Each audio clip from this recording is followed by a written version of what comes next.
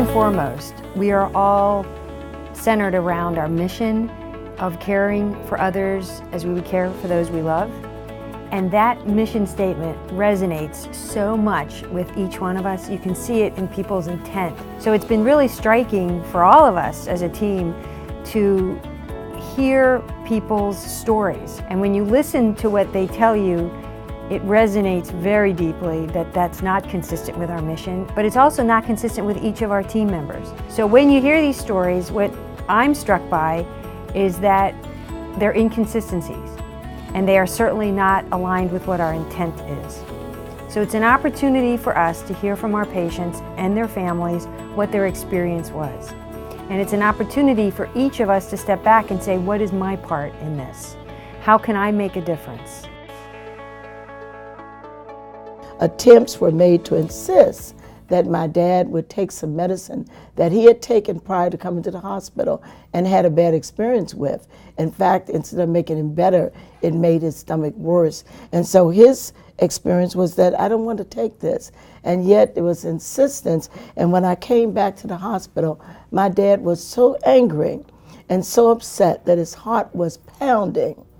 And you could tell that he was highly disturbed. Why can't you wait for just 5 more minutes and let Dad eat? And he had enough appetite to ingest some of the food, and the interruption caused him to just lose that appetite. And at the same time, they were given the IV. They would put the medicine on this side and wrap it around my dad, and I had to be the one to make the observation that this is not the right position, but I was told that that's where the stand was. Well, move the stand on the other side. And we felt that if the nurse had just listened to what our suggestion was, that it would have been a better situation. So I expected compassionate and respectful care because it's paramount to the healing of all the patients at all times.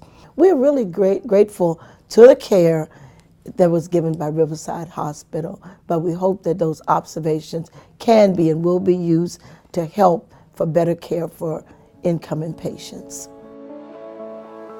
Upon arrival, I was told these people had been here 3 to 3.5 hours. Have a seat. Finally, triage called us in, and I must say, I was taken back by the look of this professional. They were not professional. Put a cuff on him. It didn't work, and he just said, "Oh, this doesn't work. You'll get your blood pressure taken when you go to a room." I began to tell him John's medical history. He said, "Well, I don't have any spaces for that to put in." I tried to give him a list of medications. He says, "No, the nurse will take that." Wouldn't take it. So John was getting worse, and I said, his pain's an 8, a 9. Well, everybody that comes in here tells me they are a 10. You have to go out and wait. That, to me, was unacceptable. He got worse, so I went up and requested your night supervisor or whoever. She did come, and she listened to me, and did express that she would go back and see what was going on. And I never saw her again. Nothing. There was a kind lady there that had a sprained foot. They called her before him, and she said, "No, I refuse. You take this gentleman, he's in pain." Finally, we get pain medication. In the meantime, I offer a list of medications. Didn't want it, so triage should have taken it. A young lady comes to get him for a scan, goes over medical history, and says, "I see he has a blockage, a heart blockage." I said, "No, he doesn't." They did another scan, an upper scan, not lower, and found that he had an aortic dissection. So he was immediately transferred to a different hospital under the care of a cardiovascular surgeon and a vascular surgeon. So our experience here, and I will be very honest with you, my husband calls it graveside. He refuses to come in here. No one would listen to us. There was no sympathy, nothing. They need to listen. I learned a long time ago you need to listen. and then you can go from there. My wife was having chest pains, severe chest pains. We went to the emergency room. They sent her over to Richmond. She had 3 stents put in, and the doctor over there said every time she was having one of these chest pains, she was having a mild heart attack. When somebody comes in and mentions they're having chest pains, let's just not assume that it's acid indigestion.